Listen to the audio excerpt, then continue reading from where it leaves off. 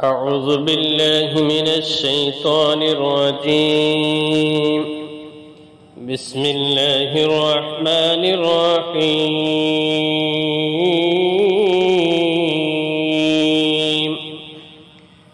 আব্দুল্লাহ ইবনে আমর রাদিয়াল্লাহু তাআলা আনহু থেকে বর্ণিত, এক ব্যক্তি রাসূলুল্লাহ সাল্লাল্লাহু আলাইহি ওয়াসাল্লামকে জিজ্ঞেস করল, ইয়া রাসূলুল্লাহ, ইয়া হাবিবাল্লাহ, ইসলামের কোন কাজ সবচেয়ে উত্তম?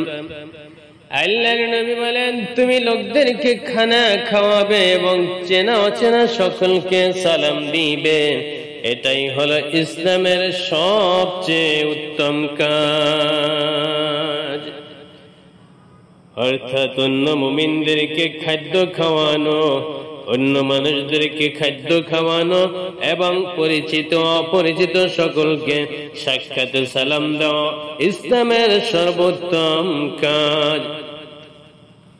অন্য হাদিস ইবনে আব্বাস রাদিয়াল্লাহু তাআলা আনহু থেকে বর্ণিত, তিনি বলেন, নবী করিম সাল্লাল্লাহু আলাইহি ওয়াসাল্লাম বলেছেন, আমাকে জাহান্নামে দেখানো হয়েছে, অর্থাৎ আমি দেখেছি জাহান্নামের অধিবাসীদের মধ্যে বেশিরভাগ নারী জাতি। কারণ হলো তারা কুফরি করে। আল্লাহর নবী রাসূল আকরাম সাল্লাল্লাহু আলাইহি ওয়াসাল্লামকে জিজ্ঞেস করা হলো, ইয়া রাসূলুল্লাহ, ইয়া হাবিবাল্লাহ, মহিলা জাতি নারী জাতি কি আল্লাহর সঙ্গে কুফরি করে?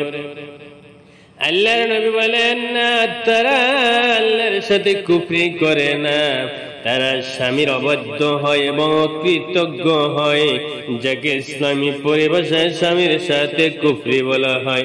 তুমি যদি দীর্ঘদিন তাদের কারো প্রতি ইহসান করতে থাকো, করুণা করতে থাকো, তাদেরকে পরিপূর্ণভাবে সবকিছু পরিপূর্ণভাবে আদান প্রদান করে থাকো, অতঃপর সে তোমার সামান্য অবহেলা দেখতে পেলে বলে ফেলে, আমি কখনো তোমার নিকট হতে ভালো কিছু ব্যবহার পাইনি, এটাই হলো তার স্বামীর সাথে কুফরি করা।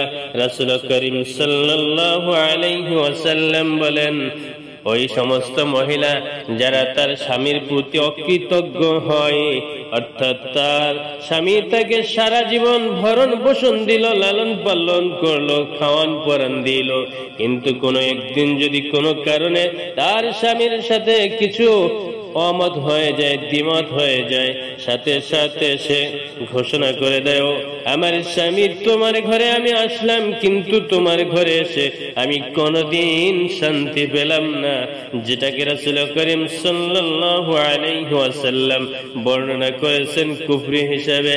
আর এই কারণেই আল্লাহ রাব্বুল আলামিন নারী জাতিকে বেশি করে জাহান্নামে নিক্ষেপ করবেন, কারণ তারা সারা জীবনের অবহেলা না করে, অবহেলা ছিল না, কিন্তু যখন সামান্যতম কোনো একটু অবহেলা পায়, সাথে তার সাথে সারা জীবনের কল্যাণকর কাজগুলোকে অস্বীকার করে বসে।